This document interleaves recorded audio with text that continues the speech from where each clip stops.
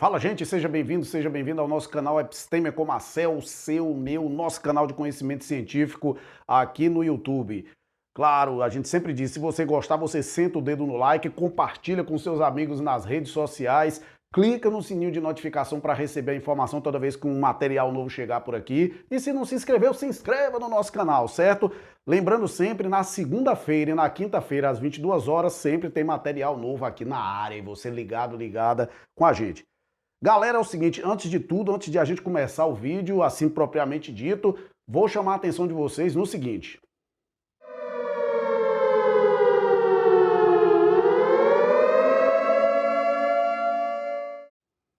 Se porventura você é uma pessoa que tem uma psique muito sensível, e diante de determinados temas que são apresentados, você se torna muito suscetível a oscilações emocionais muito intensas. Em outras palavras, você se impressiona fácil.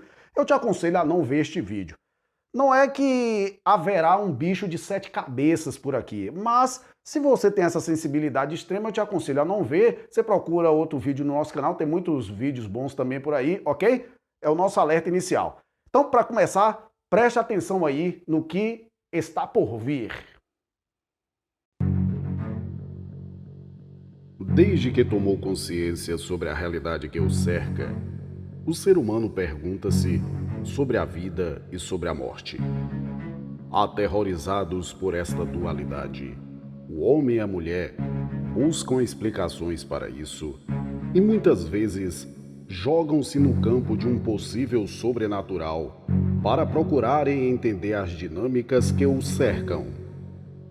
A comunicação com os mortos é uma dessas tentativas de compreender tudo aquilo que os circunda. A possibilidade de contato com entidades de outro mundo, ao mesmo tempo que causa pavor, medo, desconforto, atiça a curiosidade humana. Muitos acreditam piamente que os vivos podem estabelecer vias de contato com seres ou criaturas do além-morte. Outros muitos, entretanto, cultivam o ceticismo com relação a estas crenças. Mas, acreditando ou não, o fato de haver muitos e muitos relatos de comunicação com o mundo metafísico desperta nas pessoas um misto de emoções, levando-as a buscar uma explicação plausível para estes acontecimentos misteriosos. E a ectoplasmia é um destes mistérios que desperta emoções para uns, fé para outros e excita a racionalidade de muitos, à procura de um entendimento claro e objetivo sobre este mistério que se apresenta na realidade empírica.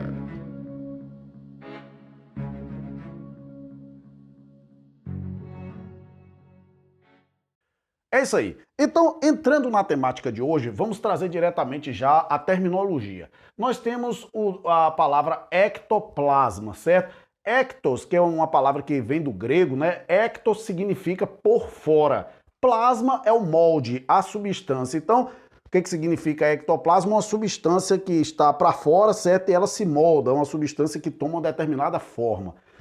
Você verá ao longo desse vídeo o surgimento também de um termo derivado dele, que é ectocoloplasma, certo? E o que significa? O ecto, por fora, o plasma é a substância, e o colo diz respeito a partes do corpo, porque o ectoplasma justamente é a materialização do corpo. Só que a gente vai ver que existe essa vertente do chamado ectocoloplasma, ou seja, a materialização de partes do corpo. Então você presta atenção nesses termos que você vai precisar para entender o assunto de hoje, ok?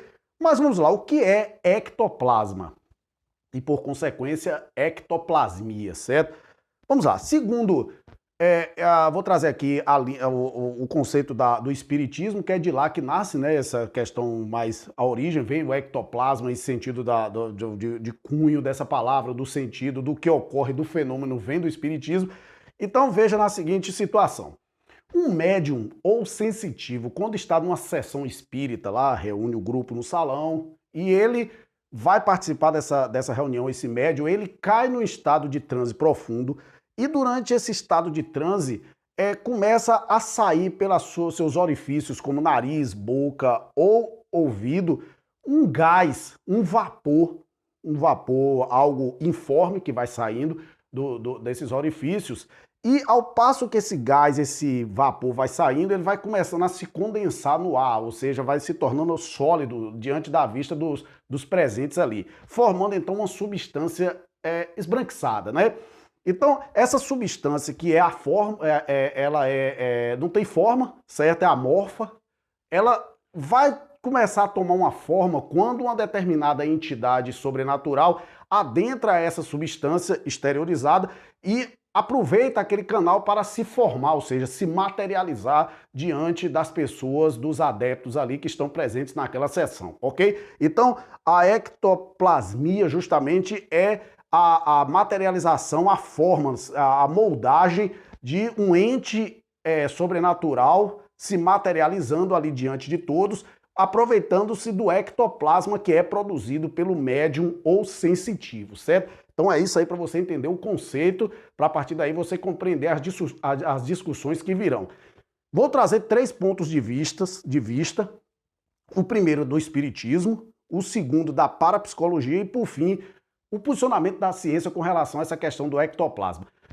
Olha aí, primeiramente, o que diz o espiritismo sobre isso.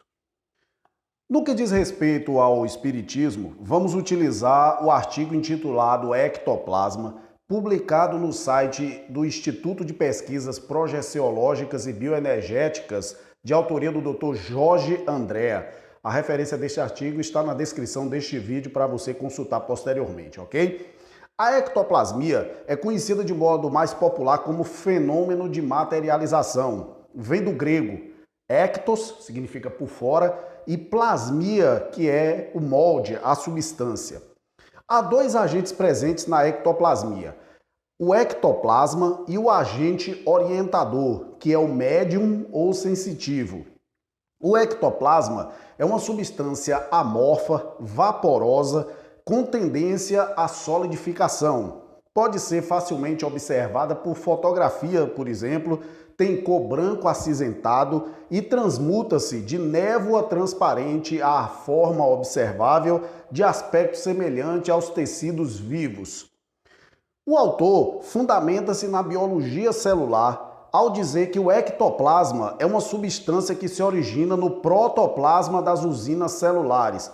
Protoplasma das usinas celulares você entenda atualmente como interior da mitocôndria, onde o ATP, a chamada adenosina trifosfato, tem expressiva participação. Segundo o autor, o ATP, sendo a fonte primordial de energia nos processos celulares, estaria comprometido na formação do ectoplasma. No que diz respeito ao agente, ou seja, ao médium ou sensitivo que produz o ectoplasma, o autor diz que há uma participação especial das camadas profundas do psiquismo do doador, ou seja, do médium, na ectoplasmia. Porém, isso não quer dizer que a zona do inconsciente ou espiritual do médium seja responsável pelo processo ectoplasmático. Além disso, ainda coloca o autor, as variedades da ectoplasmia são inúmeras e com tonalidades específicas, e isso acarreta o fato de que muitas vezes o campo modelador, ou seja, a área de materialização do espírito, não consegue efetivar com precisão as suas próprias características, mostrando assim semelhança com o corpo do médium. Então, por fim, a ectoplasmia encontra no ATP, ou seja, na adenosina trifosfato das células, substâncias específicas para as próprias moldagens, e estas só seriam possíveis com a presença do campo organizador, orientador do campo espiritual. Agora, vamos ver qual é o posicionamento da parapsicologia.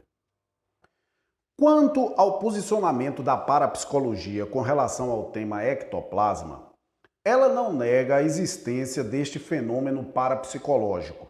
Porém, para a parapsicologia, mormente a linha do padre Oscar Gonzalez Quevedo, tal manifestação do perispírito, ou seja, da forma que se manifesta, nada mais é do que a exteriorização de energias do inconsciente do próprio médium. Vale dizer, a ectoplasmia é uma manifestação de origem humana e não há intervenção ou participação de nenhum ser sobrenatural.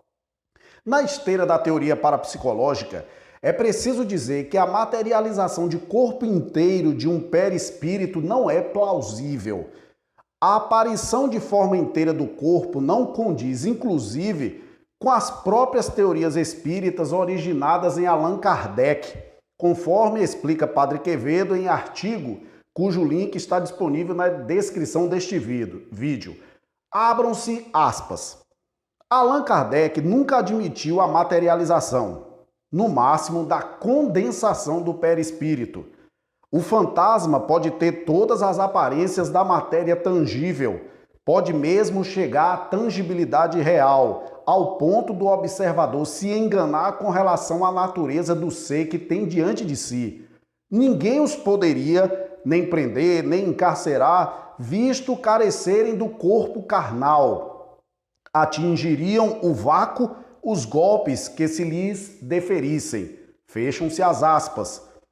Para a parapsicologia, há ocorrência de materializações de partes do corpo, o chamado ectoplasmia, ectocoloplasmia, como mãos, rostos, orelhas e etc., mas não do corpo inteiro, que na maioria das vezes são embustes. Outro aspecto importante a se destacar na linha da parapsicologia é a questão da ideoplasmia, ou seja, uma ideia plasmada, feita, materializada. Nas palavras do Padre Quevedo, abram-se as aspas, que o ectoplasma é do vivo, não se discute mais. Todos os casos de materialização podem ser explicados pela ideoplasmia e muitos deles, se reais, não se podem explicar de outra maneira. É o caso, por exemplo, das materializações de seres imaginários, de personagens inexistentes de novelas, personagens inventadas pelos pesquisadores com finalidade de pesquisa.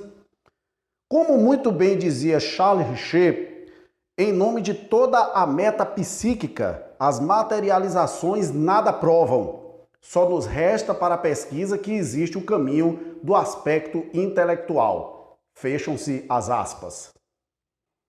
E por fim, o que diz a ciência sobre ectoplasma? Bem, meu caro, minha cara, com relação à ciência no que diz respeito ao ectoplasma, à ectoplasmia, o que ela tem a dizer? Nada. Pelo um simples fato. É um tema, um objeto de estudo que não é do campo das ciências experimentais, das chamadas ciências empíricas. É uma temática que não passou pelo crivo do método científico, ou seja, não passou pela forja da metodologia científica para mostrar que seria um objeto da ciência.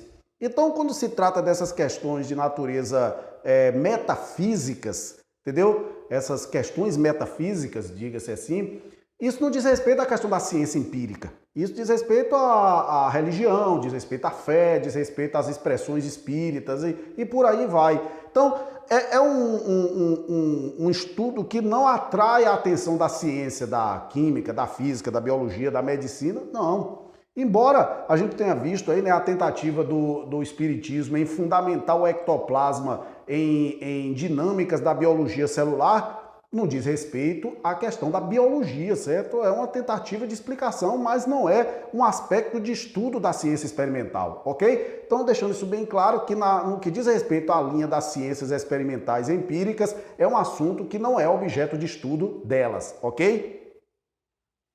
Meu caro, minha cara, estão aí os pontos de vista, as colocações com relação à temática. O nosso objetivo aqui não é levar nem crença nem descrença para você. É trazer objetivamente uma discussão, fazendo com que você perceba através de reflexão um determinado fenômeno.